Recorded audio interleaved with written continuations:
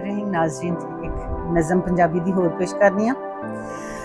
दस नी माए होर मैं किन्ना दुख दा चरखा कत्ता, दस नी माए होर मैं किन्ना दुख दा चरखा कत्ता, ते रूंदे वांगू उड़ उड़ जावण कच्चियां कंधां छत्तां, ते सूत दी हट्टी मुक जावे ते रहन ना अखदियां रत्तां, ते साडे दिल दा मान ना रखिया साडे सावां सत्तां, ते ओढ़क प्यार नू मार के छड्डिया दर्द ते पानी पत्तां, ते दस निमाए होर मैं किन्ना दुख दा चरखा पत्तां।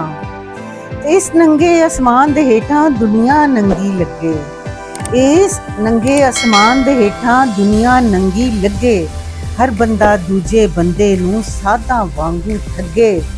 ते हाल गरीबां दा जिवें सैकण दरियाए टगे, ते सिरां च खे पैरां च छाले गलां च पाटे चगे, ते वेख के टुटे दिल ते टुटियां बावां टुटियां लत्तां, ते दस नी माए होर मैं किन्ना दुख दा चरखा कत्तां। ते इस बेदर्दी वेले अंदर दुख सुख कौन वंडाए, इस बेदर्दी वेले अंदर दुख सुख कौन वंडाए, किनू इन्नी वेल सिरां तो पंड गमां दी लाए, ते केड़ा इन्ना वेला दूजे दिल विच झाती पाए, ते इत्थे सच्चे साथ ने केड़े तू ही दस निमाए,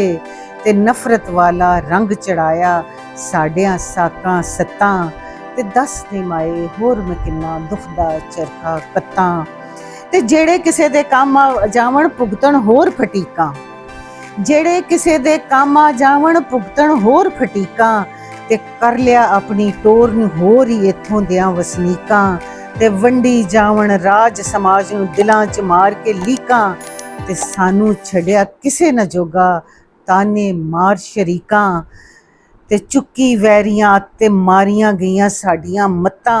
ते दस निमाए होर मैं किन्ना दुख दा चरखा कत्तां। इहदे नाल इजाजत दो।